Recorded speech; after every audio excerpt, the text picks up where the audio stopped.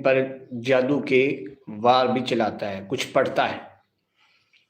دیکھیں آپ سورہ فلق اور سورہ ناس کو 121 بار صبح شام پڑھیں، اور اس کے علاوہ اگر فزیکل طریقے سے آپ کو تنگ کرتا ہے تو 3 الفاظ ہیں، یہ میں آپ کو بیان کرتا ہوں۔ اگر آپ ان کو پڑھ کے اس کی طرف پھونکتے رہیں گے تو وہ بندہ یوں تڑپے گا کہ جیسے کوئی مچھلی پانی کے بغیر تڑپتی ہے۔